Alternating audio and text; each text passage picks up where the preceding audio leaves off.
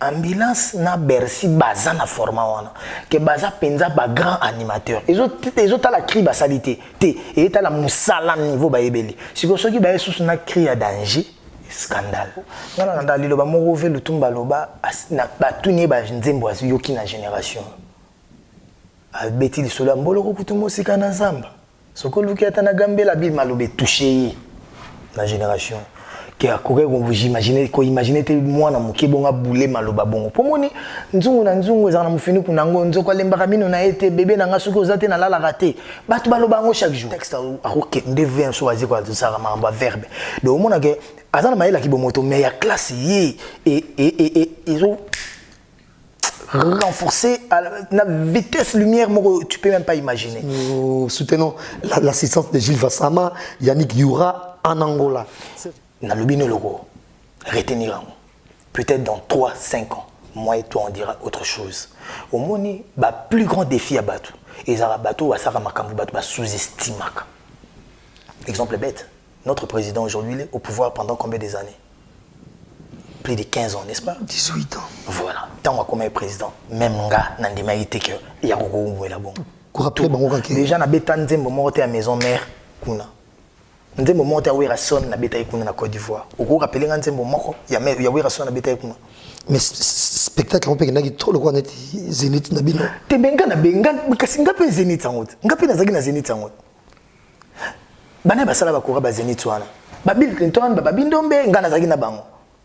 Nga na kuna na beta kinzembo ya maison mère te na beti banzembo na tangelo banzembo kala na beti ko tu ya wenge 4x4 tout terrain et en plus il y a Werason te bon na lingi mambo maison mère trop te na ba émission nga eza mambo ali passer na tout tikango par exemple si on a kangi photo na Mbappé tu sais pourquoi on kanga photo na Mbappé mon ami Pati Kembo qui est le grand frère à mon ami aussi petit frère mais ami Jires Kembo il y a Kylian Mbappé donc nga so na zana Kylian Mbappé ala leki nanga petit na biso mke vous comprenez donc to ça une vidéo to ça une photo kuto fala c'est langa soué ya ni nanga ya anniversaire nanga mais comme bautaki ba coupe du monde champion du monde ba champion du monde ba trop licolo il a pas pu mais le faire c'est donc il a commencé sa carrière en quelle année poids à la musicien notre succès si question si je suis pas intelligent na répondre ma bé yé na batu balingaka ba mwana attendez retazo clash artiste na biso munene asala mambo minene pona Congo banzela de tout ça yem ta fungula yé mo ka kuna après 12 ans na fungula so fungula manga première année boum ba mo ka après 12 ans oyo bandi fungula ndeni bon so ka fungula fallait pas zo bon il y a fungula juste pende tendeni donc botika ko même mamlo théâtre des choses donc as exemple les a Félix Oazé quoi azana moto alekana na TVT afinga bato orchestre mususu pour l'intérêt nae faux chanteur sur traiter Werason faux chanteur ou traiter nga faux chanteur parce que nga tili on a reconnaîtra que le roi de la forêt est un des grands formateurs nanga nani ngo a traiter qui est faux chanteur yo pesanga kombo nae au mona nake na traiter pays déjà mon a porté moto mo plainte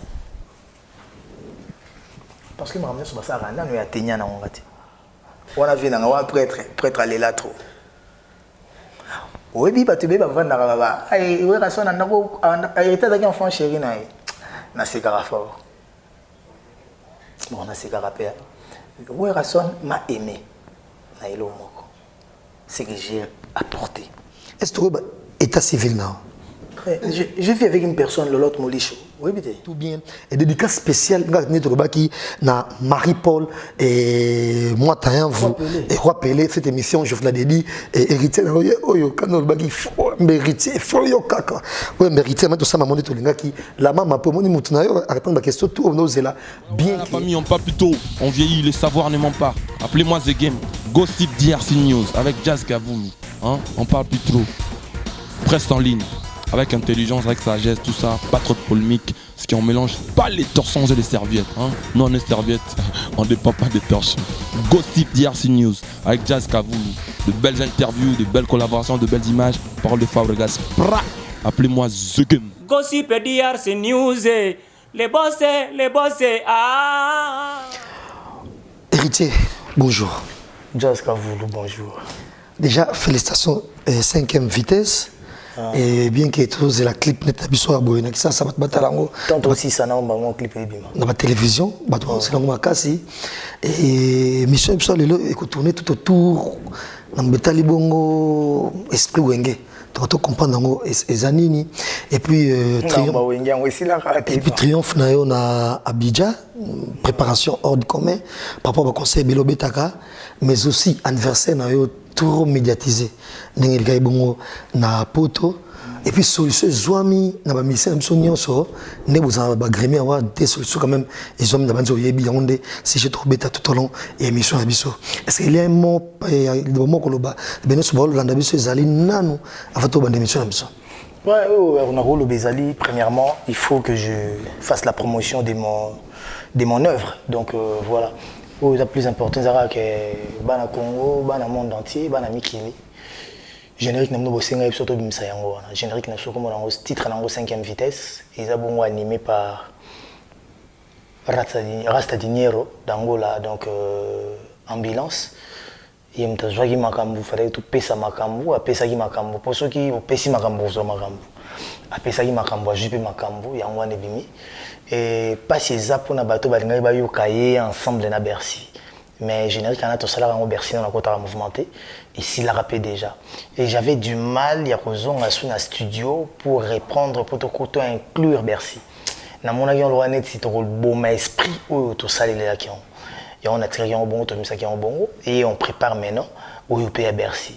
Donc au UP à Bercy, Zali, toujours bandango à partir de lundi, la répétition en une semaine, après enregistrement dans une semaine. Mais où ils ont motu et Zali, à 5e vitesse, je pense que jusque là, Barry tout est très positif. Tout ba CP Lipena et Tika sur ba mon clip ou baroyer ko la skona ba danse ou baroyer ko la makambo tout pour makambo kende tout ça la promotion. Bon singa inga to la de la mamba promotion na kin même si on est combattu ou côté mususu bo futaki mais ils ont les kakaraté ba trop des crocs en jambes donc mais pour le moment tout channel maele on va mettre le moyen pour que mambo il est bien ou on a rolo ba yango. Merci Héritier. Et je suis en studio pour un album Nangai tout simplement moi mi-ange mi-démon. Ah, tout simplement moi, mi-ange, mi-démon. Donc tout simplement moi, TSM. Donc TSM, tout simplement moi, et les gens TSM. Donc mi-ange, mi-démon. Mi-ange, mi-démon, ce que c'est titre et Nzembo Morazanakati. Les chansons, tu habites sur la générique, tu as la Nzembo Morazanakati, on parle sur Vinangai. Cette émission, je la dédie à Marie-Paul. Moi, vous, levez Marie-Paul, cette émission. Le roi Pelé. Le roi Pelé, il est à vous. Et bienvenue à tous et merci de nous rejoindre.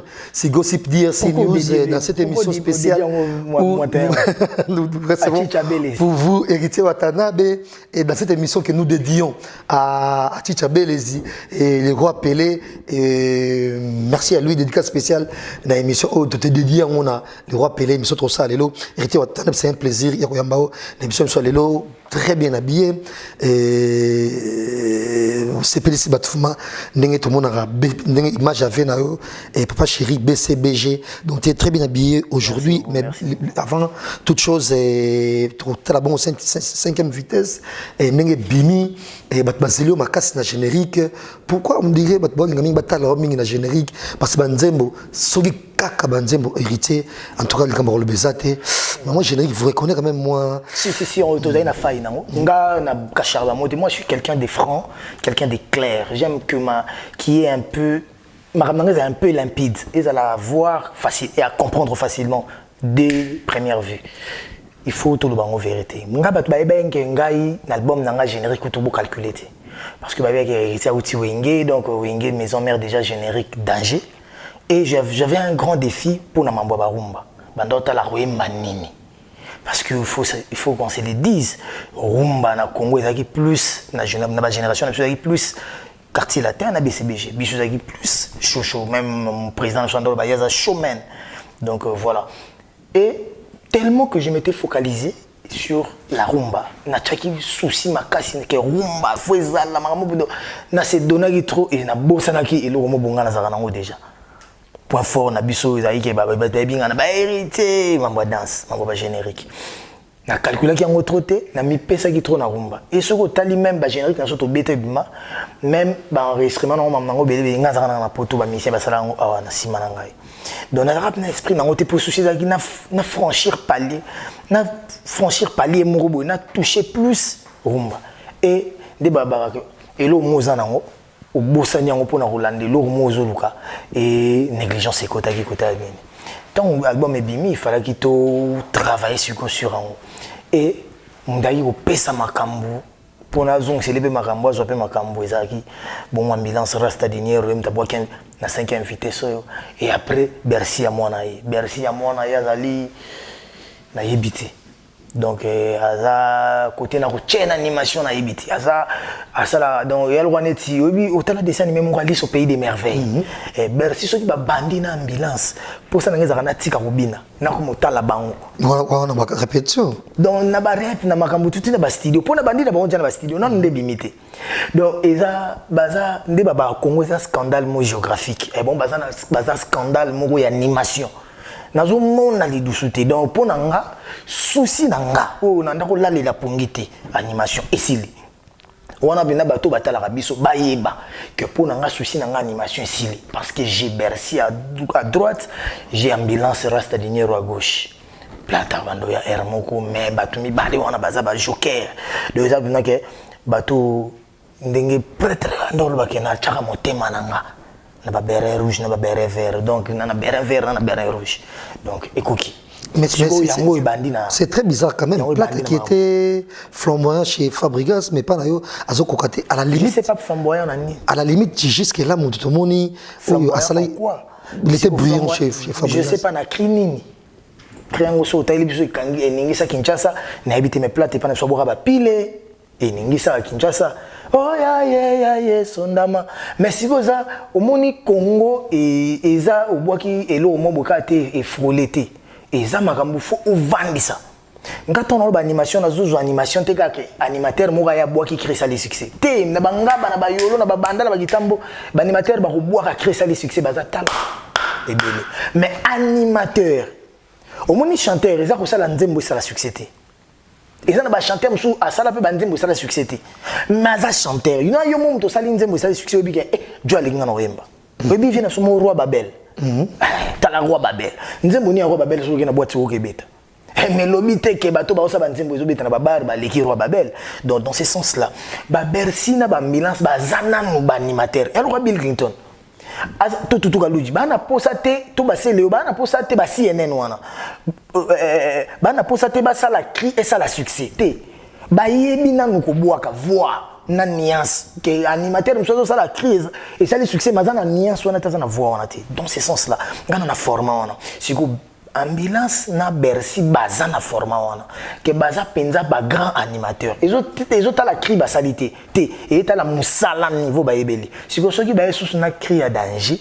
scandale mais déjà félicitations Nzembo il y a Rachel on va découvrir un peu ma parole qui tourne à Kati comme d'habitude avec toi ils aura jamais que oh matsali kolosala boye donc parole très simple et calme Mexico na pexa pe bato a monde on a pe se retrouver na monde on a coup de chapeau ngana na lilo ba moko ve lutumba loba na batuni ba Nzembo yoki na génération albeti lisolo mbolo ko kutumo sika na zamba soko luki atana gambela bi malobe touché la génération qui a couru vous imaginez ko imaginer te moi na moke bonga boule maloba bongo pomoni nzungu na nzungu za na mufini kuna ngo nzoko lembaka mino na ete bébé na ngasuko ozate na lala raté batu baloba ngo chaque jour eza malobo siko fuko ya maloba moko boye oyo batu bakoki ko imaginer te yango wana ngana lukaka pensée moko philosophique pensée moko littéraire pensée moko na lingaka ko bima libanda nanga et na lingaka pe un mot classe nga na kenda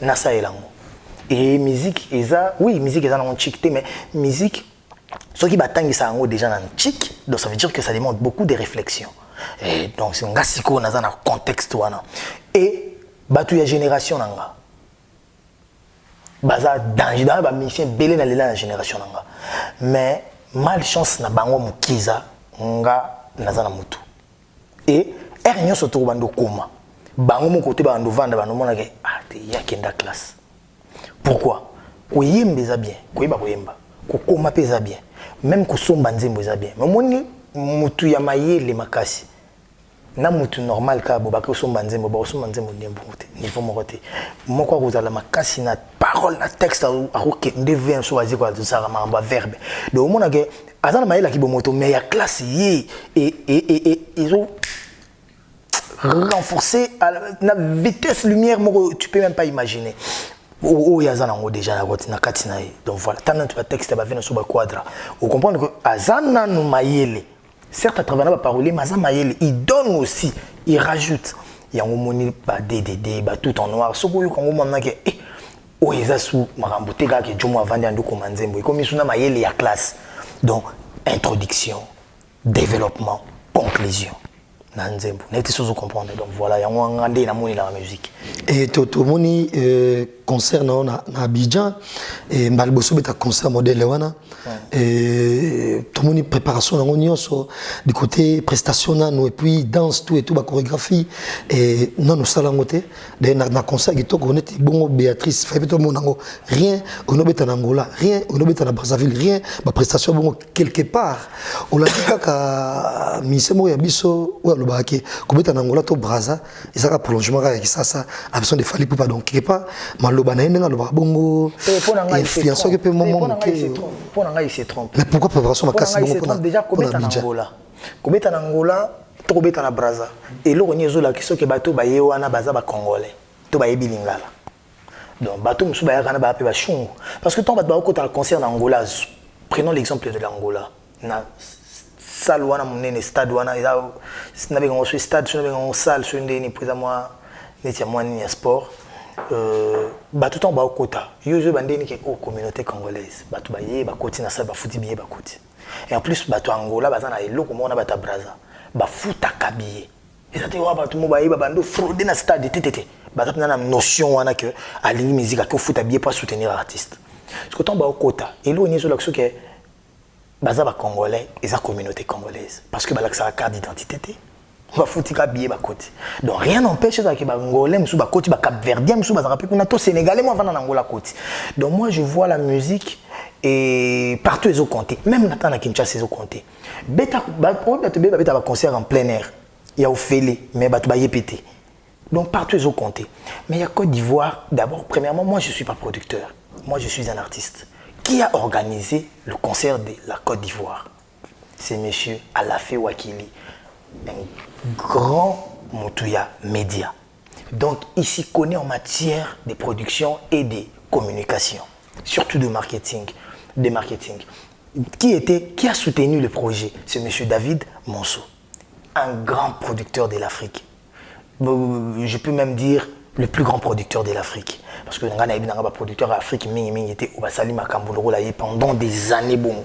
Parce que hier, au monde, il y a Banayan Kabel, Gadji Seli, coupé décalé, il y a Bimisiamo, Tinangalelo. Les artistes, c'est belé. Donc voilà. Ceux qui sont au Basali, promo à niveau, matraquage à niveau. Et ça parce qu'ils ont mis de moyens. Si on regarde dans le producteur à Brazza, à Salapé pour Momo, producteur à Brazza, tant que vous en avez débriard. Jeune Moroboto, Tantine Morobo, Jumbo, on est à Bimissi, à Jeune Moroboto, Jeune Morobo, Bibombo, c'est la Moussala Bobet, la vérité. Bon, ben, de ça, la vérité. Et Zandeng Moroté, la Moutouro, la paix Paolo, tu dis, quoi, et Banin, Aïbi Maramboa, média, Makasi, Aïbi Maramboa, production, Makasi, Azo Salamaramnaï. Pour la préparation, si je te dis que préparation, on a la préparation une semaine, tu me croiras? Nous sommes à la vidéo, na téléphone. Nous sommes à la filmer, na vidéo. Donc, on na yekoli maramna sur na téléphone. Ngamu sur na kina sala sport, na ndiko yekola na salle moi physique après na ndiko kota. Tina kanyon tant te okuta na bongo les 6 na Abidjan. Moi briefing, tout qui maman concert et après concert moto bétail prévu pour petit 3 concerts na Abidjan. Na ndé bamboa tout les cas bien. Mais je voulais aussi marquer. Pourquoi? Ngana na beta concert na Abidjan. C'était la première fois que je beta concert na Abidjan. Ou ali bosso na beta rezara, tant dans la maison mère mais là qui fête il y a Femua. Il y a Magic System kutu you welcome the Magic System le président à Salfo les leaders à Salfo, bazana kin ba on so ba grand prêtre Hiro, ba junior check fou donc baza pour la maman de gana al de la gomme pour na grand prêtre Youssoufa. Donc Bomaye musique donc bonne chance na ba on na les gars bien Nzamba tambola na ba. bah Congo pesa la bien y a tout yamba bango ba yamba Congo yamba bango bien pour bah grand musicien Afrique na biso et tokenda pour na fête na bango to beta concert mo VIP na concert mo populaire mais il fallait que au tokenda que c'est qui concert que bouquet concert droit d'entrée c'est différent et après au Elekaki j'ai glorifié l'Éternel que nabeta la concert na mboka moko oyo bino bato presse vous jugiez que nyonso na bobeta bamboko to beta musicien no mo abaki zo contete kuna ba yebi pengate mais tant ba ba fouti ba billet ba koti moi ça me touche tant ba beti singa concert privé moko na ba VIP la femme la plus riche ya Côte d'Ivoire donc moi je me dis que bah congolais bazo comprendre la bangote et papa par là tout le monde qui au meki aux ongles et plus que là mes respects concernant la liboso place et place c'est 750 € par place donc bato babeta na palais des congrès baï baketo beti na balé bango palais des congrès ndenge mon côté table na ngezaki 7500 € donc place 500 000 francs CFA table 5 millions donc ce que beta y concerne yo bozaki 100 ngana beta y concerne na palais des congrès toi 50 donc tu as déjà marge que to éco-qualité bon la comparaison n'est pas raison ngana la soka grandeur à likambo donc monsieur à la fin wakili ngaki acha bar likolo et ngana concerne ngo bato mona ki wana na kata salle palais de congrès ou VIP di boso ezaka ba ministre ba gouverneur ba PDG nini ba directeur ezaki nango bato mo té normal boy non ce sont des sociétaires ou na ba entrepreneurs ou ba somba ki ba table. Donc vous reconnaissez quand même que après au salaire qui a plainté par rapport à gros. T'es dans ça qui plaint. Oui parce que il y avait 100 ngata 50 mais nanga ko de par là je voulais dire quoi. Il y a nombre il y a même un placement ba conseil ba placé ngana yo lobela ba conseil ba tenape ko critiquer ba tuté. Nangina lobara grandeur ya likambo. Il y avait 54 tables des 10. Donc on avait 540 places. Hein? Si on fait 54 fois 10, donc 540 places. Bon, soit 540 places, par place, c'est à 750 €. Table mort, vous allez 7500 €, donc 5 millions de francs CFA. Soit 5 millions de francs CFA fois 54. Donc 750 et 7500 € fois 54. Au moins, monter au pèse. Et après monter on a comprendre ce que makambo ngana kendo sala il y a des places mo ba otam so beta na payer des congrès atam so 20 000 francs CFA ba tchétché ba kitse bele ba vana ba 20 000 francs CFA ngana beta ki on so na parler de la culture et mo parler de la culture côté na beta ki on ba beta ngo ba 5 000 ngana beta ki ngo 20 000 francs CFA donc ils ont même publicité na tout na monsieur mon sonabi pourquoi beti singa ba monton na mona ba frère na so ba naza ba tout ba beta mais non mona ba conseil monsieur beta ils ont même montanté pourquoi Olingo abi je sais pourquoi. Je force quelque chose, les gens m'ont critiqué, les gens ont dit que yoba est bioté. Je voulais montrer aux gens que, quels que soient les coups, na matraquage ou na sala ou na mboka na biso, les gens te connaissent. Bangonde bazoui bana bangote que les lignes ont bougé et l'histoire retiendra. Na lobino logo, retenir peut-être dans 3-5 ans, moi et toi on dira autre chose. Au moni, ba plus grand défi à battre. Et ça bateau va ça makambu bateau va sous-estimer. Exemple bête, notre président aujourd'hui est au pouvoir pendant combien des années? Plus de 15 ans, n'est-ce pas? 18 ans. Voilà. Tant qu'on comme président, même nga n'andima été que y a beaucoup là bon. Son père qui avait des diplômes, qui avait un grand renommé, a oumela le rôle a été. A koufé qu'on a pouvoir. Donc bateau yo ba sous-estimer. Nga na moto ba pesa chance té. Bato ba sous-estimer. Nga na mona aimo ba comparer nga na bato sur Nathalie na musique à Congo dans ma belle. Voilà, mais c'est tellement normal que la liberté des choix, d'expression et des pensées, il y a un auto-valorisation. Si moi je suis libre de dire ce que je pense, pourquoi pas les autres penser comme eux ils veulent penser. Donc voilà. Et au total que concerne na beta il y a 20 000 francs CFA on a en plus concerne na pas de kitu na beta na c'est ambula. Donc mbula ezokota mpanzi moko mbula ezokota mais ba boy ko kende. Ba talinga penati na suka. Ça m'a marqué, ça m'a touché. Et en même temps, tout le monde a dit aux Ongles sous vieille gloire. Il y a Wenge maison mère, héritier, tout ça. C'était gloire, il y a maison mère. Vieille gloire, il y a héritier. C'était une façon pour rappeler que c'est moi, cet héritier-là, qui était à côté des rues à l'époque où on a. Par rapport à quoi? Par rapport à la danse ou par rapport aux chansons? Par rapport à tout. Déjà, on a bétanzé moment à maison mère. Nze moment ya wera son na beta ikuna na Côte d'Ivoire. Oko rappeler nga nze moment ya wera son na beta ikuna. mais spectacle on peut que trop le quoi net Zénith na bino te benga na benga kasi ngapi Zénith sango ngapi nazaki na Zénith sango bana basala bakora ba Zénith wana ba Bill Clinton ba Bindombe ngana nazaki na bango c'est le bino neto banda sala ba spectacle bana banda sala spectacle dans les rois de forêt ya qui a pesi biso chorégraphie to ndobina les gens ils doivent un peu cesser les gens doivent voir plus haut que ça plus loin que ça. Et ça, on est donc tant de bêta qui concert ou en Côte d'Ivoire. Nga hérité na ça qui combien de chorégraphie. Et Olivier m'tasaki ba chorégraphie, ba Tisha m'basaki ba chorégraphie na ba danseur mususu. Si ko soki to beti bongo bobaki hérité ça li choré makasi. Non, c'est pas moi. Ba travail écoute ba kotisinga na boule na bango. Nga tamsu nazo boya kako na omona mabe na coordonner. Donc voilà. Nga na kuna na bêta ki nzembo ya maison mère T.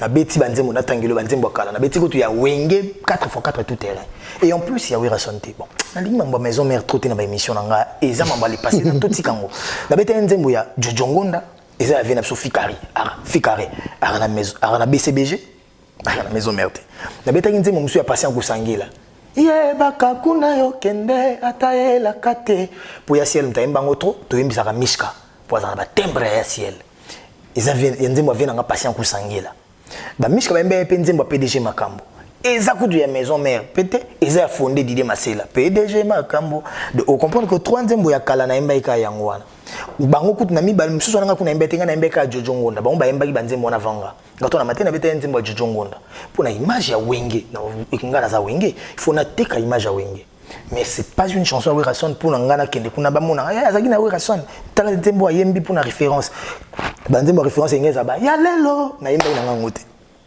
na yembi na bandi ba BM ba tout en noir na kota écoute na DDD donc comprendre que plus c'était mon album plus c'était ma musique à moi mais chorégraphie na uta maison mère ce que bino mo bozo be héritier négligeant en danse héritier négligeant ba générique bon na komi ko forcer na zongi la ngope malgré na zana rumba bino mo wa net olinga o rappeler ba tout que héritier à maison mère ata na boyi ko rappeler ba tout ba yebi na bon héritier à maison mère. Mais au plus important, aujourd'hui, je dois vendre la team Wata. J'ai plus le temps de parler maison mère. C'est archaïque. Voilà. Oh, on a il est périple en Côte d'Ivoire. Voilà. Clin d'œil spécial à Mas Abedi qui nous suit depuis l'Europe. Cette émission, encore une fois, je l'ai dit. Kakanayo, rappelé, je sais pourquoi. Non, ça, bongo. Mais en même temps, et tout la sincérité, et type ninango, il y a eu monaki, et ça, la Côte d'Ivoire, qui sont maman besoin. Naimba tout en noir, a cappella. Batozo bango. Batu baoyemba. Donc, tout en noir. BM, au moni BM kuna, et ça, rumba ya, au moni rumba deza. C'est que mama rumba, BM kuna. Donc BM kuna, batu bayemba rango. Na kuna vidéo mo bona kenda opesa don il y a 10% dans un concert na pesa on a les amoureux fan club moi salama kuna zara yangate et ça il y a rumba les amoureux de la musique congolaise de la rumba congolaise ba on va komisa ba musiciens congolais tout donc rumba congolaise na kenda opesa bango 10% parce que fait ba ça don moi makasi pona bana chic de bazonga classe et monsieur mon pesa nga idée tout soutenir bango na zo ki 10% ya revenu na ba concert na kenda opesa bango na yembela ibango pour binga takutu na chela mais funga na yemba pour bon bana pour sambongo na ngate ils ont pas besoin de mon argent c'était juste un geste symbolique mais il fallait que je chante pour eux j'ai chanté à Betifo parce que pourquoi parce qu'il y avait Jack Love na Hakim na et champion voile chef na chaude na biso to yembi à Betifo bango bazoyemba nanga ba ivoirien ils comprennent pas ce qu'ils disent et en plus je suis allé à la radio Nostalgie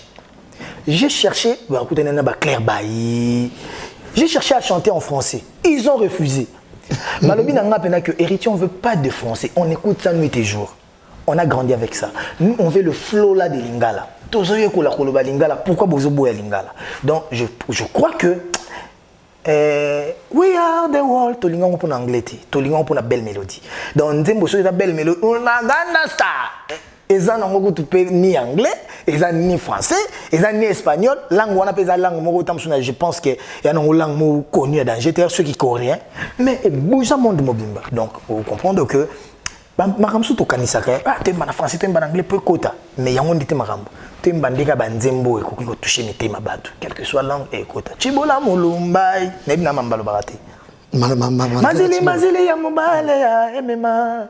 Tu es mamba le barati. Mais tu es bien. En même temps, héritier, félicitations. Tout le monde a bongo na tribune ya UNICEF, si je ne me trompe pas. Et pour ambassadeur suprême de l'enfance ou de la paix, voilà. Et de la paix pour la jeunesse. Voilà, et tout le monde est sous na Côte d'Ivoire, bah il pas première dame na bango, Dominique Ouattara, il a titre dans moi yambela qui attaque. Voilà, Tobanda na Koto Bandi, pour moninga makambo yaki ambassadeur de la paix. Pour la jeunesse, voilà. Ambassadeur suprême, parce que moi je ne suis pas un ambassadeur de la paix, je suis un ambassadeur suprême déjà. Et je pense qu'à partir de ce lundi, pour la démarche protocolaire pour un passeport diplomatique, parce que j'ai un passeport ordinaire, j'ai un passeport de service, et j'aurai mon passeport diplomatique cette semaine. Le Conseil juridique, bien sûr, on a battu à CULPAC, on a battu à l'Union européenne, on a battu à Affaires étrangères. Pour un passeport par rapport à titre pour nga mopeta et bandaki na nomo na aventure titre zolo belango to ça mamna sonné na mon baje si go jour na kena Union européenne ils me disent déjà eux-mêmes que ici on n'a pas reçu des musiciens, on pensait recevoir Papa Wemba mais il est mort et tu as eu la grâce, tu es le premier à s'asseoir dans la table qui ndokyo qui bonzambe yo mto ali bosso participer na. Peut-être que tu vas négliger, mais il y a une ouverture, il y a une belle. Pour tes problèmes de visa, il y a madame Batangenga Koumonaz à New York pour l'Amérique, il y a madame Moroboé pour l'Europe, à Monaco. Bah, Meshkangan va Olivier Ravazi, chance, Mogo, donc, on passe. C'est collectif maintenant. Est-ce qu'on gagne ici? Moi, je ne suis pas seul. Peut-être vous voyez Héritier. Mais Héritier travaille avec des gens qui font qu'Héritier soit fort, qui font qu'Héritier soit ce qu'il est. Donc, si je dois voyager, il faut toujours avec le groupe. Ah ben oui, on ne peut pas prendre en charge tout le groupe, mais on prendra ceux-là que toi, tu juges plus importants. Plus important. Donc, peut-être, moi, 15 personnes, 12 personnes, 10 personnes, 20 personnes, par rapport au contexte. Ce qui m'a plus touché, parce que M. Monson, l'héritier, vos trucs là, congolo-congolais, ça sera vu comme des aventures. Quand je suis arrivé, les gens qui m'ont accueilli, c'est les députés européens. Baoutiba Metz, Baoutiba Italie, il y a eu même notre maman Kwenge, elle fut ministre. La première ministre noire, elle fut ministre, la première même noire en Italie. Et aujourd'hui, elle est députée européenne. Il y a tout ça qui est dans la salle pour nous comprendre des grandeurs. Nous avons encore le président Moïse Katumbi, le président Jean-Pierre Bemba, le ministre Nabiso Cheo Kukitundu, pour y représenter la diplomatie, le président Vital Kamerhe, le président Félix Tshisekedi, le Benanga. Députés européens. Donc, députés pays européens. Donc, ils ont na Europe. Au moins, c'est une maison Schengen est au fond. Donc, on comprend Marambonga la vie. Donc, on a un avion délégué pour battre et par quelle qualité, Madame Ouattara? Tant au pays, ils va décerner un titre et ils responsabilité. Ils ne veulent pas même que je change mon comportement. Ils veulent juste que je sois un bon communicateur. Ils veulent que je sois un exemple. Un exemple pour le jeune et que je soutienne, même pas plus que l'exemple, mais ils veulent que je soutienne la jeunesse. Et eux, ils ne peuvent pas venir directement, ils aideront aussi la jeunesse congolaise par rapport à Nanga. Et la jeunesse congolaise, tant on a dans la Côte d'Ivoire, jeune, avec ambassadeur na Bangwaye. Ceux qui n'ont pas en Namibie, en France, dans la Zabongo. Donc, quand on a sur le Parlement français, que avant ici là, un clin d'œil na président de l'Assemblée nationale. Il y a France, tout est Sénat, il y a France pour l'ambassadeur suprême international de la paix pour la jeunesse. Donc il y a un monde entier. Donc il y a pour preuve dans le monde de l'Union européenne, au monde de l'Union africaine, au monde de l'ONU, au monde donc il y a que mais ça là déjà spirituellement comme monde monanga. Mais si vous avez qui congolais au monde de la pamba. J'ai été reçu par, moi je m'appelle, c'est la maman des Ivoiriens, c'est la maman des Africains. Bisso maman voisin, de Tokola, na Congo, maman Mouninga za maman nao. Donc c'est la maman des Africains, c'est notre maman, c'est la maman des Ivoiriens. Hospitalité wana j'ai jamais vu. Simplicité wana j'ai jamais vu. Tant on a kendake panae, si je sais pas si on va ba poste nae parce que y mon poste qui. Na habité so akutana na musicien oh ya posta peut-être ba Magic System peut-être ba musicien boka na ba. Maintenant na tala batu ba benga kinga ba tali na historique nae. Ayamba ne ba musicien te ya publié. Alors ba musicien boka na ba. Mais nga a publié qui. Hot nae. Le but que j'ai reçu chez moi, en ma résidence, de golf, ceux qui voient, ceux qui n'ont palais présidentiel là-bas. Je suis le président au président. Les Ivoiriens, je vous adore, je vous aime. Vraiment, vous êtes. Donc, on comprend. Vous êtes très bon. Elle m'a reçu en qualité d'artiste, un artiste panafricain. Parce que je suis un artiste panafricain, je suis un Africain d'abord, je prône le panafricanisme. Et dans ce que nous discutions, on a parlé politique, musique, donc politique, culture et les faits divers. Question de Bossa Tuninga, Héritier, comment tu es seul? Ouais, je suis seul, mais il manque la fille là qui est avec toi dans BM. Où est-elle? La prochaine fois que tu seras invité, ici, tu seras invité par moi pour ma soirée des galas et tu dois me la ramener. J'ai besoin d'elle. Mais c'est moi aussi. C'est une boule. Nous avons une image. C'est là qui a une beauté à fille. Nous avons un clip. Amonier sous une actrice. Nous avons une soirée des galas. On a une soirée on est plus de showbiz. Donc pour une image. Ah, fille, on a un clip, on a Yohanat. Azanawata. Donc voilà. Et, Nathalie, campagne, non. Il m'a parlé aussi de politiciens congolais. J'ai des amitiés avec un tel, j'ai des amitiés avec un tel. Comment va un tel? Comment m'a dauphin Nabino?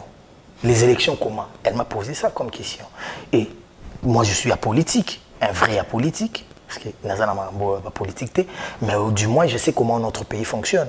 On a bêté Masolo qu'il y a eu libération à président Bemba, après il y a problème membre électoral, il y a eu le président Moïse Katumbi à Kotaki Congo, électorat a posé candidature, il y a eu le président Joseph Kabila qui a choisi son dauphin qui est l'excellence Ramazani Chadari, il y a Vital Kamerhe, le pacificateur qui est candidat, il y a Félix Tshisekedi qui est candidat.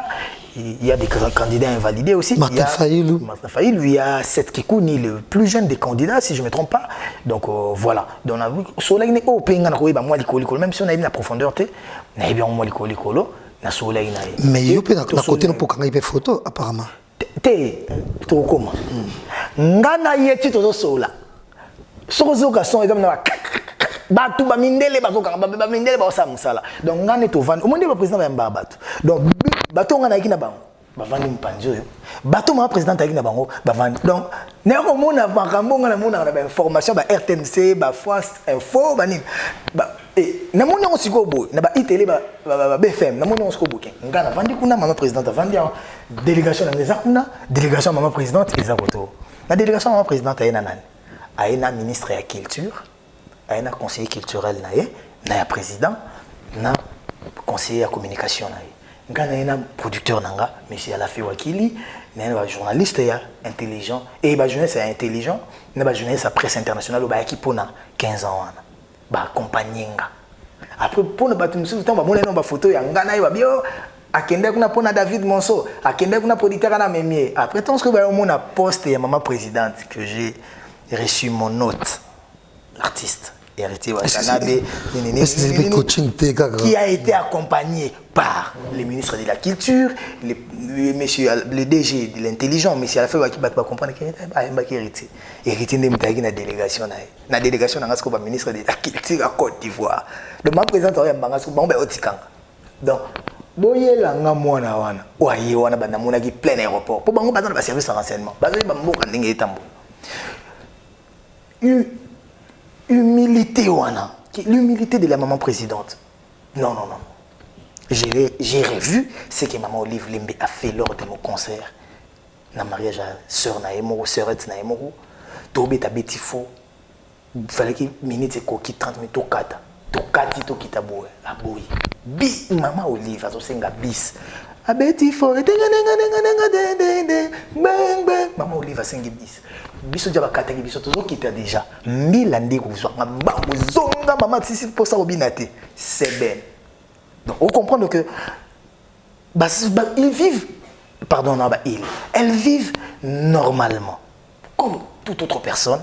Et peut-être, on n'a peut-être pas la chance d'être avec elles à tout moment. Mais quand on les croise, ils nous prouvent leur affection, ils nous prouvent combien de fois notre culture est importante à leurs yeux. Et c'est ce que la maman Ouattara, la madame Ouattara, maman Dominique, la première dame de la Côte d'Ivoire, m'a démontré. Donc voilà. Et on a une photo, tu as mis ça là-bas, on a une photo, une photo, na suka nango ba. Yo quand une photo de pointe. Au moins on va complexé comme d'habitude. Complexé, moi j'étais invité. Moi et maman Ouattara, to kutanini na soirée moko boyete au fête moko boyete. Mais en gros quand ma photo pe ça et ça le bien quand même. Que immortaliser moment. Au moins ko kanga photo. Et kozala comme ma bête. Barti c'est un jour quand on a photo, on a critique na éviter ceux qui na critique. Mais ngai siko problème dans les années. Ngana kutena jazz kavulu, to ebanité. Ngana za na photo na ngana publier. Est-ce que yé pas publier qui yanga? Point d'interrogation. Ceux qui na kutena jazz kavulu, tout ça les relations, tout ça les amitié. Ngana publier photo nous parce qu'on est des amis. Ceux qui ba tout nyonga pour le binga. Si vous Lil Wayne so ba tout héritier, ayebi ningate. Pour na ninga na photo na Lil Wayne. Non parce que ça célébrité. Voilà. Donc to nakangina en tant que fanatique nae, to nakangina en tant que pour na qui m'as-tu vu, to nakangina en tant que ami nae. Avec la maman Ouattara, j'ai fait une photo avec elle par amitié, par bolingo ya maman na mwana. La première dame et un citoyen congolais. Et avec Naomi Campbell, c'était toujours. Avec Naomi Campbell, na Lobango. Rêve na Naomi Campbell. J'ai rêvé Naomi Campbell. Donc moi, je suis fanatique. Je suis fan. Donc, na longola qui équivoque. C'est comme si je voyais. C'est il faut bien qu'on peut complexer. La place on a. On a fanatique.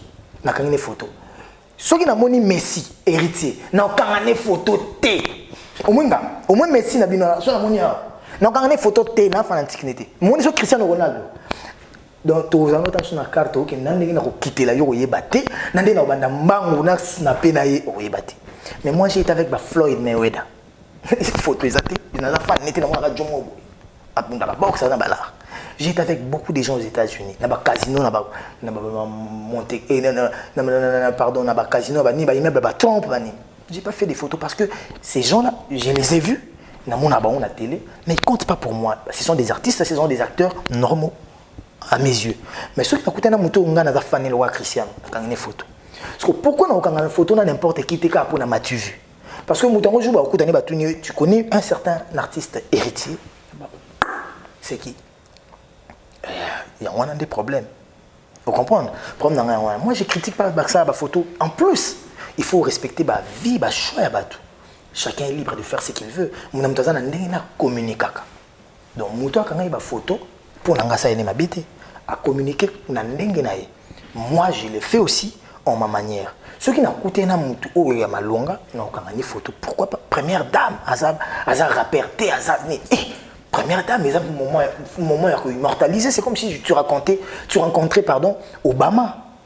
Wana coûté na Carla Bruni na Sarkozy, François Fillon, ce sont des grands hommes du monde. Mais ngai en tout cas, vite fait, quand on a sur photo, le bateau ça l'amitié, par exemple, j'ai un ami, tonton Grégory Chaplin, qui est champion du monde dans Muay Thai. Il habite aux États-Unis, peut-être à Miami.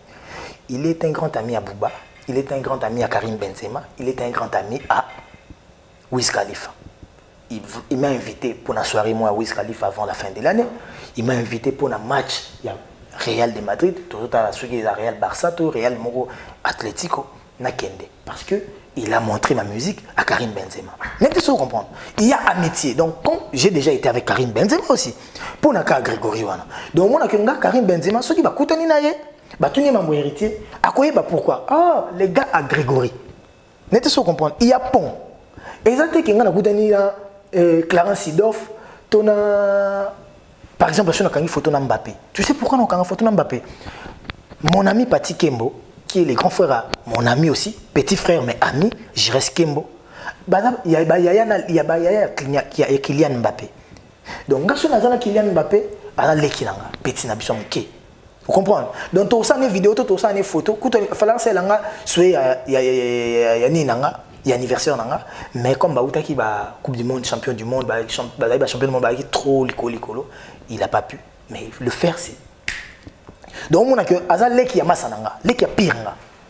Vous comprenez pour nous côté Naza? Donc, la lingue qui connaît toté. Nazo banga pe mutango ignoringa. Na son soin. Pourquoi te bien les pe bo tala azara na photo na mutango, mais je bokuta na mutango batunye, tu connais never.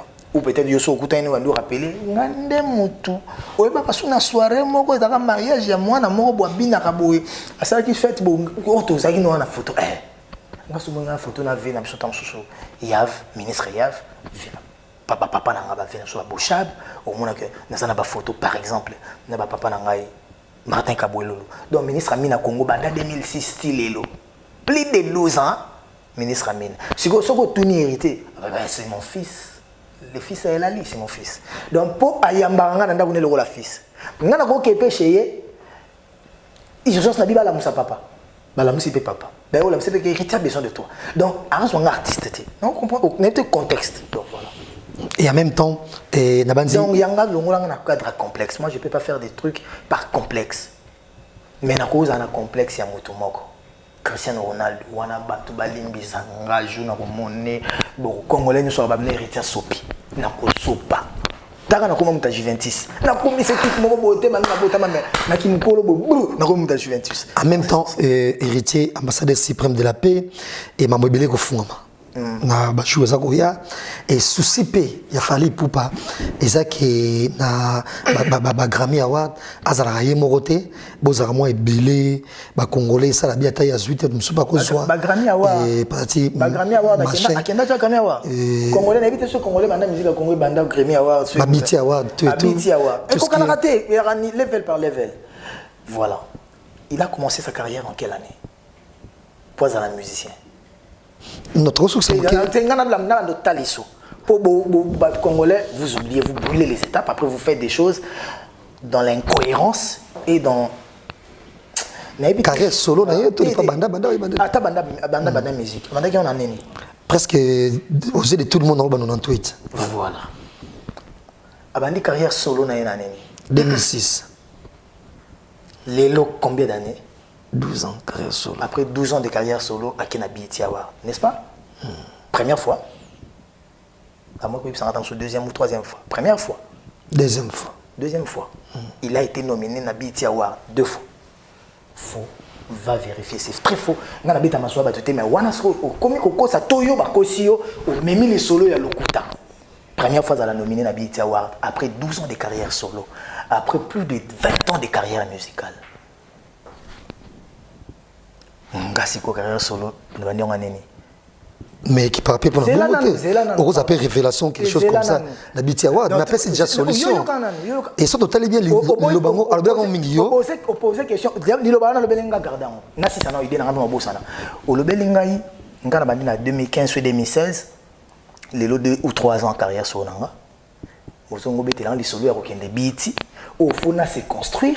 Pour que la musique n'ait pas commandé yaïpe comment qui kuna pour que babeng ça kuna babeng ça par sentiment te baza baninga ngate baza pire ngate baza bandeko na bisote baza pe ba congolais te pour babeng ça donc faut batala ba critères parce que ba critères en eza musique na ngam te ko te kama po komisanga kuna c'est qu'on a 2 ans déjà olingi na kendeka kuna pendant que mutu susu oh yo monique top des top akekuna après 12 ans ngata mususu même 5 ans kokate na okekuna si vous êtes dans moins de 5 ans, tu as moins de 10 ans, c'est que vous avez l'équipe pour qui a dans 12 ans.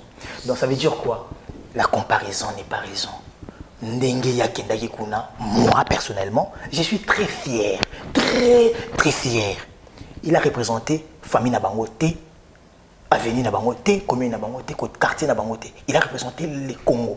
Et dans le Congo, moi je suis congolais. Il a représenté la musique congolaise. Dans la musique congolaise, je suis artiste. Donc il nous a représenté. Et valablement. Je suis fier de lui. Juste que vous avez la nominé wana, ils ont Moutuya. Mais Zalaté, le rôle net qui kuna contre Bisso. Il était là-bas pour nous. Mais justement, ça c'est bien sûr. Il était là-bas pour nous et non contre nous. Si question si je suis pas intelligent, na répondre ma bé, yé na batu balingare ba moi ah attendez, retazo clasher artiste na biso monene asala mambo minene pour na Congo. J'ai pas besoin de le clasher parce que oh il y a baki plus pour contre un. Non, attends, il communauté bien sûr. Oh yo mona cible. Mais ça tali bien on dirait moi mukeyo parce qu'il reconnaît et artiste musicien sous talent et ça makasi mais na place asa mambo bien même kutinda bat parce que chemise ba kendaka ba finga kaye bona ba finga batu ba kitka kaye bona boye et puis ko tala ba émission na lobby be pat na ba ke loba susu yango ça la ke ba ko koma place wana te mais ceux qui vont reconnaître alors qu'on limbisa bino boleka on a suivi l'émission de dans été sauté la émission vite fait et pas Paul bon reconnaître boleka bo sengara pardon Fabrice l'a déjà fait et vous nous années na tapis kuna donc fungola banzela de tout ça yem ta fungola yemo ka kuna après 12 ans na fungola so ka fungola manga première année boum ba mo ka après 12 ans oyo bandi ko fungola ndeni bon so ka fungola fallait pas jouer. Bon, il y a Fungola, Razu Tendeni. Donc, Boutika, comme même un roi théâtre de chez nous. Tous à la batte. Ngai, banda même, bande musique. L'exa vidéo na ofinga mutu. Banda na bandi carrière sur là.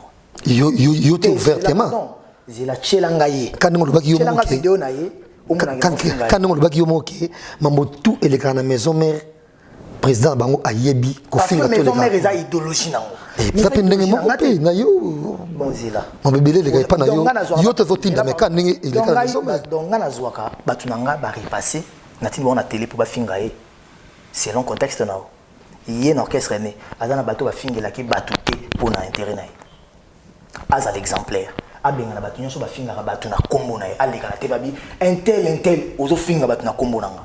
Na lingi na ngabino pembe na ngate na lingi binote punga na zamuta BET Award na ngana mema ba congolais BET Award na ba Grammy o no ngape na kete na kokende comme ngam na chaka ke ba kende kuna boti ko finga po bango be bati ko finga nga ngai pe na mema bango kuna ba orchestre nyonso yo à part peut-être président Choazé quoi non na mona muto afinga batu pona yete merveille rambo soko mekika na quadra a reliqué la TV.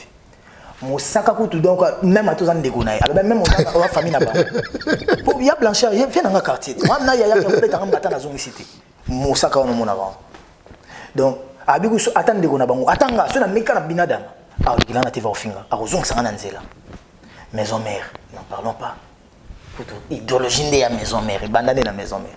Il y a que ce que meki bandi ofi attends tu maison moko tato meki te bandi ofingo déjà donc pourquoi ko leka ina veni moko bandi ofingo pourquoi ko longo bandi ofingo ça ko tu yo loba déjà ata raison longo li bandi ofingo et héritier mais tu attends tu ba rumeur et bandi c'est là pardon c'est ça beto bosana donc en gros pardon de yo ba bosana mais ce que tu pas la ngai au mona que soit disant ngabe na ba finga rabat tant mieux ce qu'on a yé moto as exemple BET Award attends ba finga rabat tout nde kuna ngakene piana na musona ba finga batu matamidi soir nakumbwa nani it donc as exemple ti exemple les a Félix Oazé quoi azana moto aleka na TVT afinga batu orchestre mususu pour l'intérêt na ye so meki na faire rigola au moins tant que aussi ces missions Marc a osé récupérer Komolo Atiko donc Marc a osé a déjà TV propre. Bon, Marc Aouzi, il y a un trop pour mon y est au bétanin douleur, à autant sur maison mère, pour y tomber dans la flamme capable avant qu'il n'ait pas venu sur Redi. Le rap n'a mis sur maison mère. Donc, on a joué qui n'a pas déco. Mais après, ça, on m'a demandé les pays à la guerre comme à la guerre. Congo, le route, on a route une famille sous.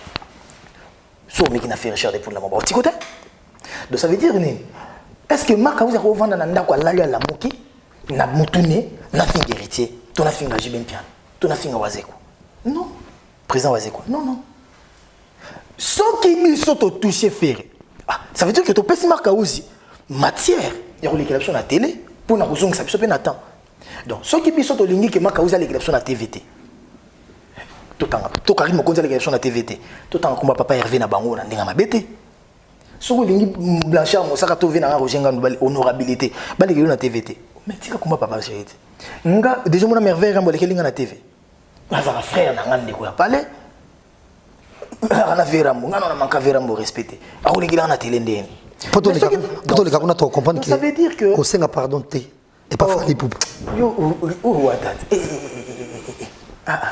na yemo ka biki bijo ngo sesango ngana ko sala ngoti o mo jo ngo sesango do bopo na batna wa ko sa ba jiwana yemoko ayabike tia lo mama na yewana jio na ngati goga goga et en même temps nous mettons sur la maison mère pour le baquet clin d'œil spécial affiche au Wanga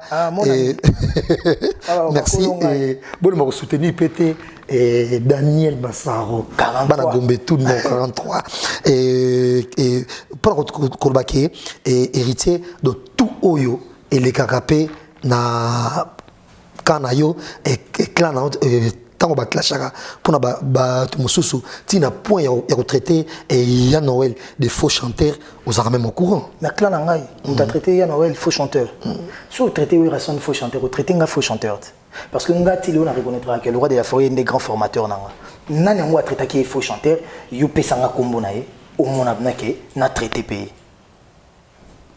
na mona Karim Mokonzi binga le roi de la forêt Léona le bango ouvertement abengara bon et abengara verambo na kombo moko wana ya mamna bango na po Karim Mokonzi akalanga moté apena ba Fabregas azaki boso na Fabregas lelo akomana plus ba Robinho ba Gaz Mawete papa Hervé peut faire Richard des Poules ana Inosbi donc voilà azaka nanga moté na mona ka trita venanga de la forêt des coco afinga ke ou resona cocotte a cocotte a cocotte pour nani bata maison mère de ensemble que pas bien awera son coco depuis za mwana est-ce que za mwana yo a coco voilà ngai na za mwana le roi de la forêt Karim mwana papa ce qui na benga le roi de la forêt papa grand formateur nta formanga mais ça veut dire que automatiquement awera son za coco ya Karim mais ce que Karim ndanga benga coco wana batu bazion ba moko azo provoquer donc au moins les kamumsu mutamek alobaki yango na ndenga ko provocation te mais subino a comprendre que eloko so ka bango eza o donc pona lo balikambo so bango fona lo ba o deuxième Karneti Karim Mokonzi balora bino j'étais jamais vu au les na télé o ni boya mama na nini boya mama na yo nini boya papa na yo nini boya mwana na yo nini boya ndeko na yo bokoki ko attaquer mutu mais na moi pudeur na moi limite parce que tu t'attends aussi tu te dis j'ai des gens qui me suivent j'ai ma famille aussi j'ai mes frères, mes soeurs, j'ai mes parents. Oh, on a cru qu'on débordait. Mais combien de misères, combien de bateaux à TV à tout le monde a oh, maman, tata, oh, yo, Karim Mokonzi n'a jamais fait ça. Mettez ça, vous comprenez. Karim Mokonzi a fait la bateau, un faux musicien, assis là, dans le contexte. Sankara Finga Pinga. Talande to soki héritier misi mwana mobo makolo musique bilamba mo musique héritier faut chanter nzembo ne simbité héritier na relation té il est dans la musique ma fingi héritier na té afinga mama abisoté donc ngai nazo mona ke azo finga ngate azo déstabiliser nga mutu nanga pour ka sala promotion ya orchestre na bango ce qui est normal akolika kumisanga poani afa promotion orchestre na bango so komi ko finga bana ba parents ko finga makamususu wana ndo longwe dans les contextes ngai naza nanga pour bongo clash ezala nini tout ezala ngandi non ça nanga ngote mais comment veux-tu que mutu moi leki na télé afingi ba parents nanga que Karim Mokonzi tamso a toléré bon comme ko fingo tepo azozo chimuke abandi na mutu atindaki yo eza bato so ba visa bongo ah yo fingi goga c'est bon yote na bana na mutu atindaka yo parce que mutu atindaka si quand on continue d'abord au moins que Karim Mokonzi a appelé la matière sur les gars en deux temps comme on va on a venturière yo provocatrice ndé ba te be yo jazz natala na bata presse mambosa là héritier de Messi Bercy héritier Salibo parce que ozo imaginer sur héritier linga kangisa moto soki héritier ko bimisa Bercy pour ngana tile ona bana ngana bimisa Bercy te Bercy mandenge na yemoko a vraiment reconnaissant na ndenge na zaka na bien en prison. Parce que ceux qui n'ont pas pouvoir au Bimisa Bercy, bon, c'est pouvoir à côté de mon côté Bercy Zag. Pourquoi au Bimisa rapasi, oui, côté ça au Bimisa c'est là on y est rapasi. Côté ça. Et au Bimisa oui. Parce que au Bimisa moto. Bon côté. Déjà on a porté moto mo plainte.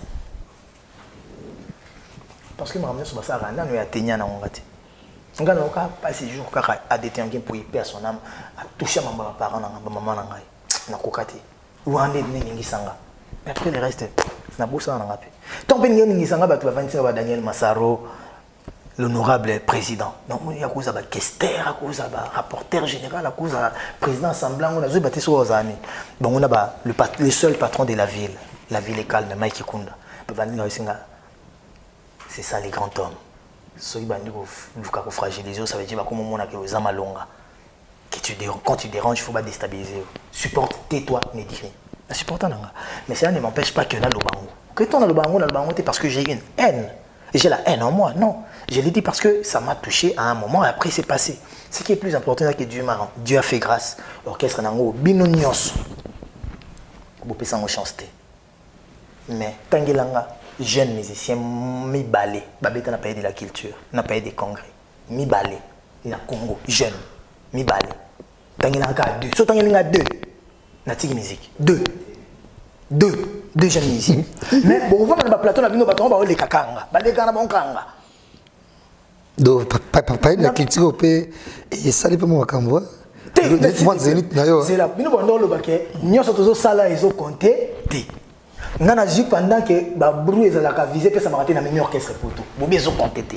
na meilleur orchestre États-Unis bazong si bango ezo compter kate bobi il faut na beta ba ben Côte d'Ivoire après to beta ba Bénin on peut compter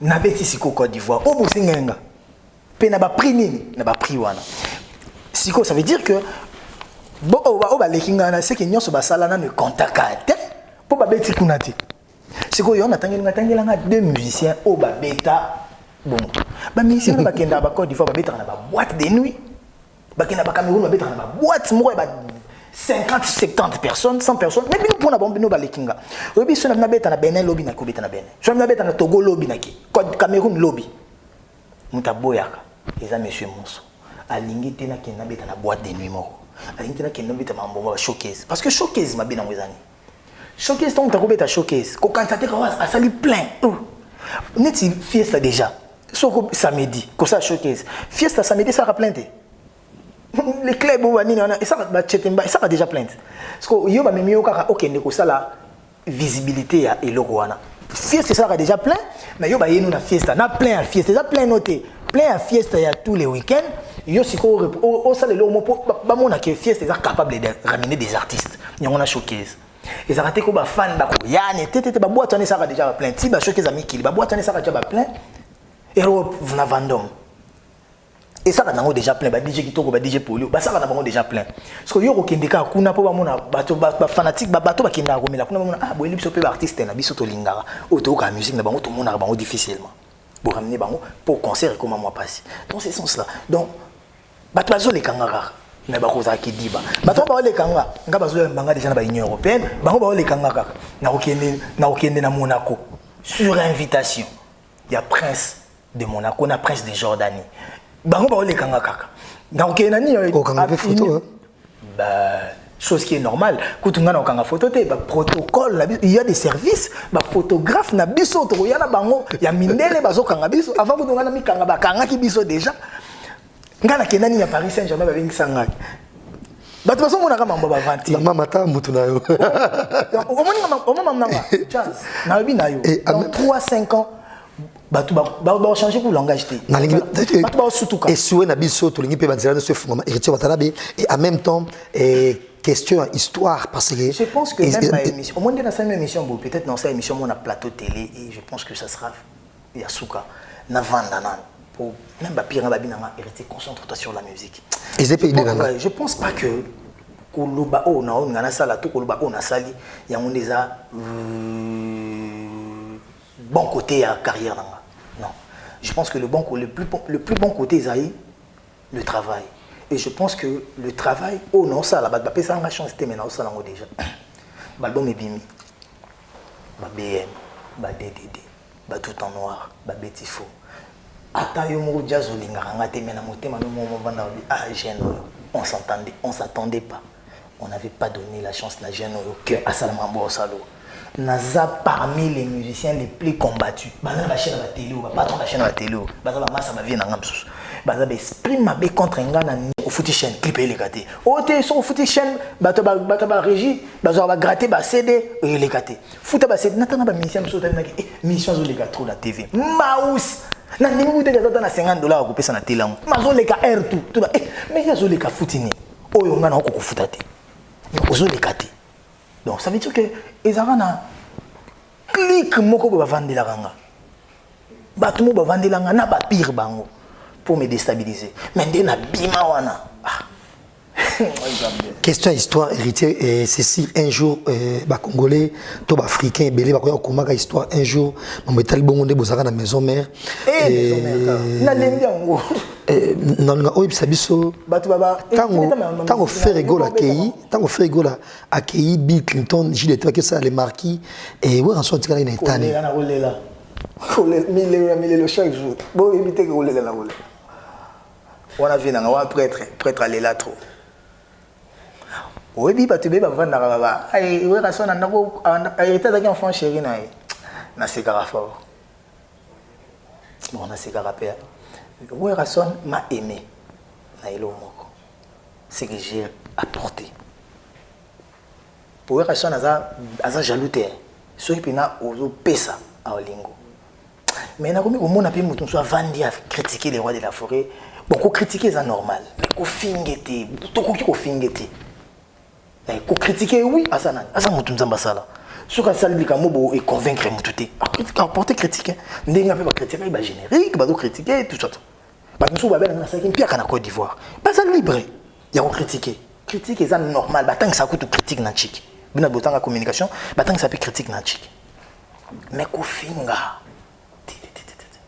et en plus bateau ba lobara plus ma bé à les rois de la forêt ba ça bateau ba vanda na été. Oh non, bah non. Au moins, tu es dans la maison mère. Tu as 4 étés. 4. Bah, vendre dans les rois des forêts, au sol. Maison mère, où elle a formé l'autant où elle a chita bakei. Peut-être la formule a calapé, bah, pire, bah, belé, bonjour, presse, bonjour, presse. En plus, ça m'a tout le monde qui écoute, on dit, ma rappelle à l'ONGT. Bonjour, presse, à l'autre aloga. On dit, maté. Ah, ça m'a dit, ma rappelle facilement. Qui presse, gaga. Ah, tu m'as dit, mais la bande il faut nous beauté pour sa candidature quand même députation ba voter ya zaka na posa ke akembi sa biso esprit so za yuma yem ta la muso tout pas ma fin cette émission mais toi aussi ça on a question moko ça veut dire que vous comprenez que de quoi de la forêt d'un grand formateur bato bili bazo boya natali ba tindenga ba séquence muso na ba WhatsApp na table na yete yakolo ba boyete o yakolo ba boyete ti ba boya ba fingi na loingete banza baza reconnaissant na ye mais ceux qui baza na eloko critiquer oui baza pe blessé na mambo ebele baza na droit de critiquer parce que critiquer ça normal les universel mais ko finga les rois de la forêt za mabe za moi libabe même ngabo na vanda bona ko critiquer les rois de la forêt na ko fingete donc yango na ramutu ya donc yango na eloko mokasi mais bobo ça na raté moni maison mère wana dia na ngal biloko ngo ti le roi de forêt ndoza la nanga ki atikela nga ba liberté mususu pour na ba port de pour na soutien comme il est marqué on a pris ça la maman mwele kana ba poto na ba Londres wana na ba Leeds ba Birmingham so na ndiko beta masolo na TV ba okamwa ki mambo bongi sala na podium ma wenge mais mtandao défendre le roi de la forêt c'est le hôtel c'est le OP c'est le pas défendre le roi de la forêt na suka wana c'est Léo siko na maison mère azala pire le roi de la forêt azala pire le roi de la forêt voilà on va finir mais na suka défendre le roi de la forêt na question d'ordre privé parce que déjà batno sobabi que aux presque moyennement sincère dans malobana yo et na liloba onde ekutiko sous plus libre doza sous plus libre la question na retourna aussi koyo tout ba héritier et ça vraiment sincère est-ce que état civil now je vis avec une personne l'autre Molicho oui bité tu es fiancé ou civilement marié voilà habité sur dans le ballon on déjà trop na kutu eza faux question non je pense pas que c'est faux question je suis pas un homme libre voilà aux occupés mais pourquoi tu fais pas que le roi Batoumoussou homme libre Comme Honora Penza et Malolo. Honorer, ça veut dire quoi? L'anniversaire na Otomoni et déjà elle voulait pas. peine. Déjà elle voulait pas venir. Elle est malade, elle a une attention. Elle devait pas venir. Si tu as qu'il faut yanga mo kuna kamwaki. Ngana yaki bandaka na fani na monsieur Monso to va na voiture to zela ba kota po monsieur to kota ba suka. Ma koti na ta salle, na koti za na table ni na ba camarade na. Surtout quoi qui déjà.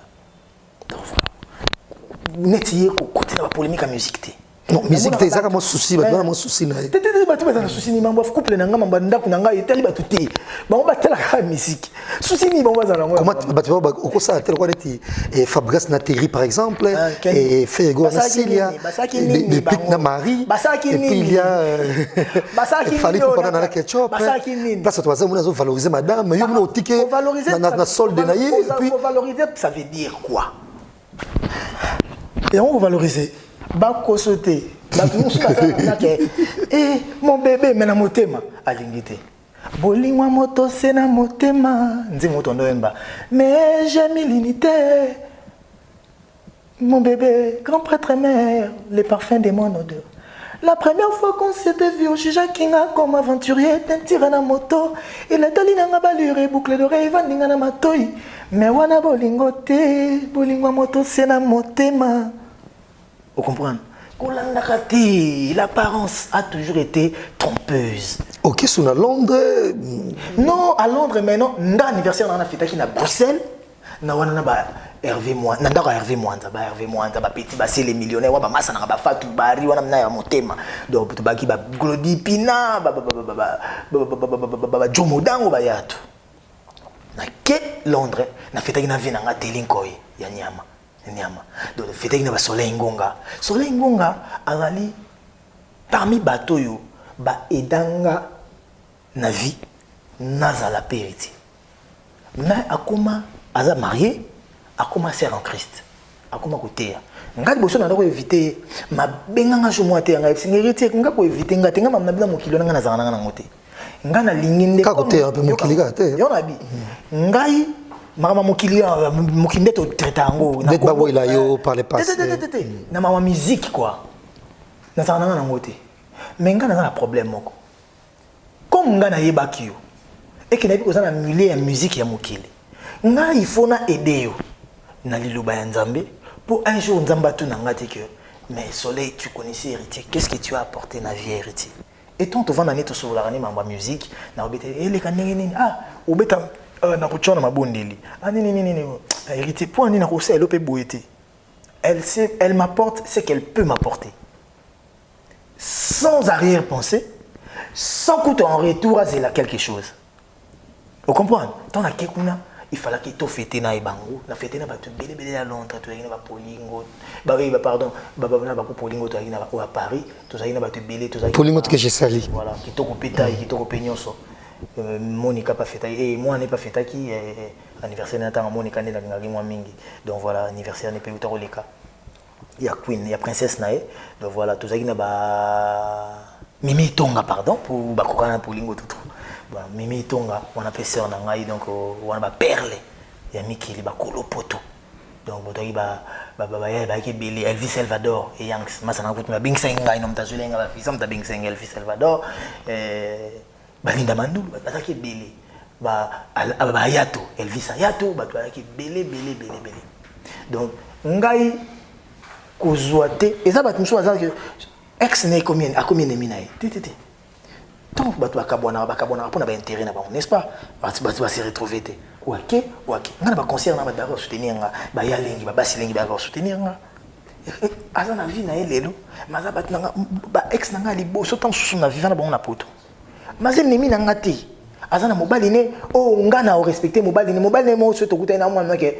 jo na okaza musicien na okaza impoli mais respect pesa makasi boindeni nazo respecter no mobali nae nazo respecter pe na ye mo mwasi nae donc oui ba quand même que ça le roi Salomon moko boya musique congolaise comme ça Salomon na de 1000 femmes 500 nous arrivons à la fin de cette émission n'a pas dit tout ça qui juste solution en même temps un clin d'œil à Mike la ville est calme. Et merci également encore une fois cette émission. Te dire qu'ils ont déjà Max Pouti, Ibrahim Doumbia, Yanga Mogo déjà Bade Babazali, donc Mbogeza Kitoko. Et toujours numéro 43, clin d'œil spécial à Succès Kassongo, Yatoussen Dombasi, merci à vous et grand merci. Apocalypse Chamasunda.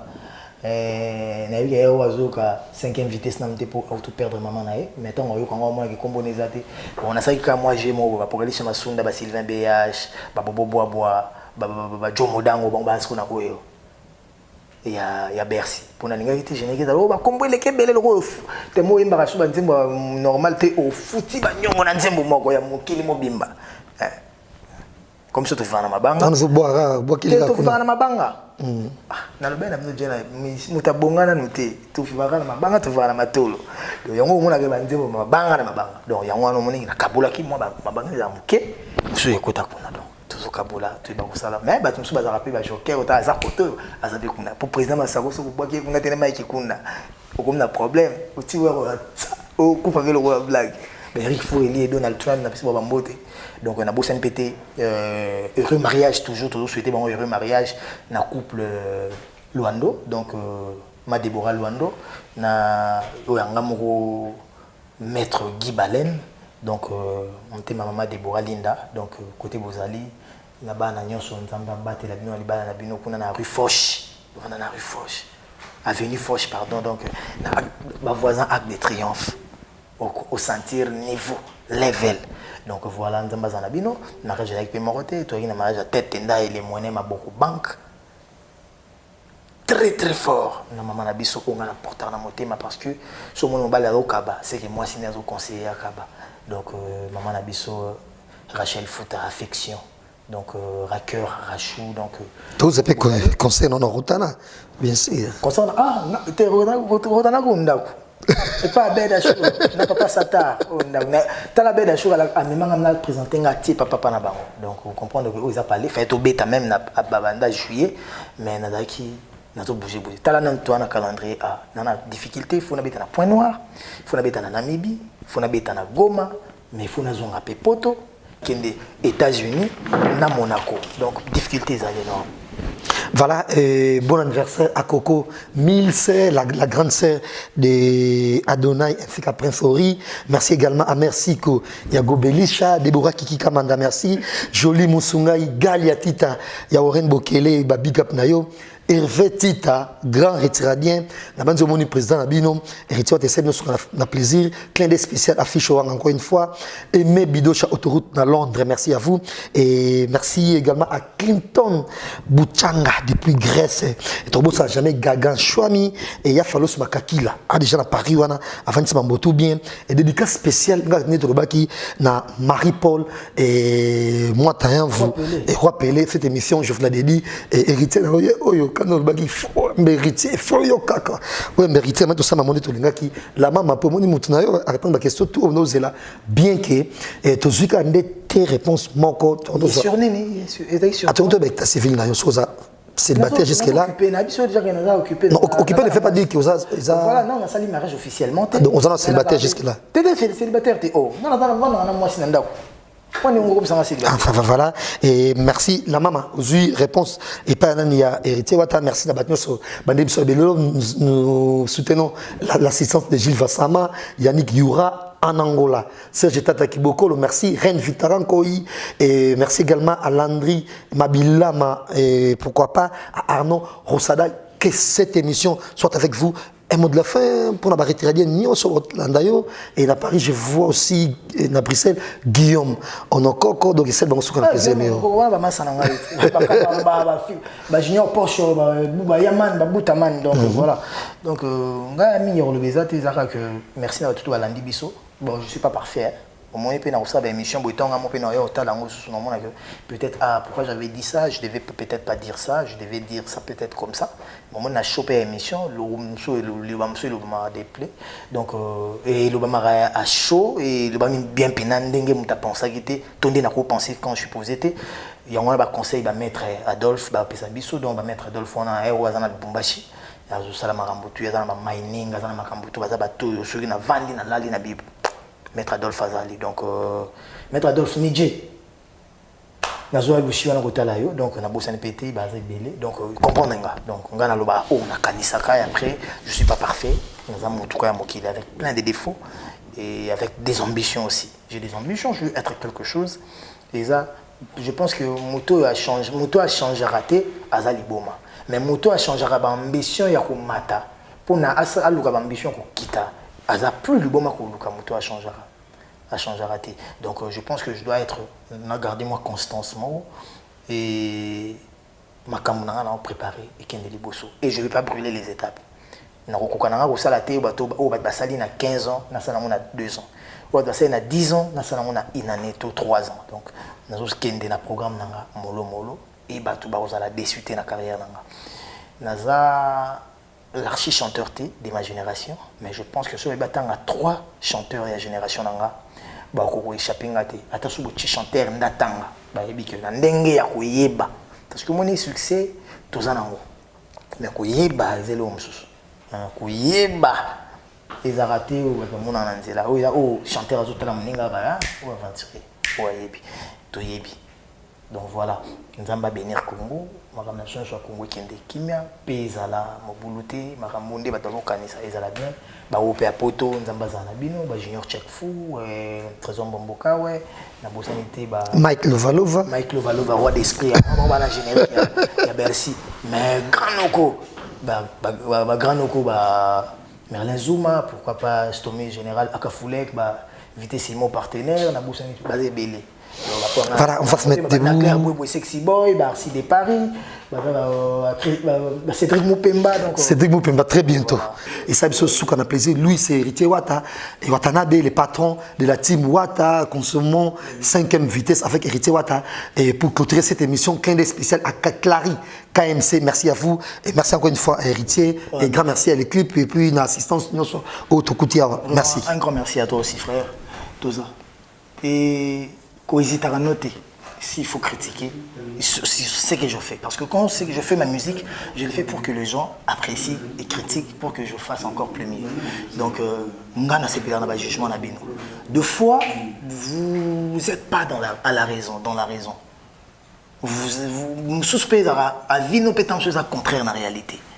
Mais, la vérité peut être parce que rare, les jeunes, les orchestres, les concerts, boye bipé mais boloba ngoté boloba mingi pe. Donc quand je dis beau, donc je vois pas généralement génération na bino ou ba biko na baya na bino na baleki na bino surtout pe miso pe ça tellement mabe que bazo entaché musala obino bosala ou bino bochela mayele autant so tangela ba classe autant so bona ba ne belle expérience vérité ndé to fait la vérité et belé na bon boulevard et à mon moulaïté que pour les gango faut ça journée mon ba té ils ont coussé.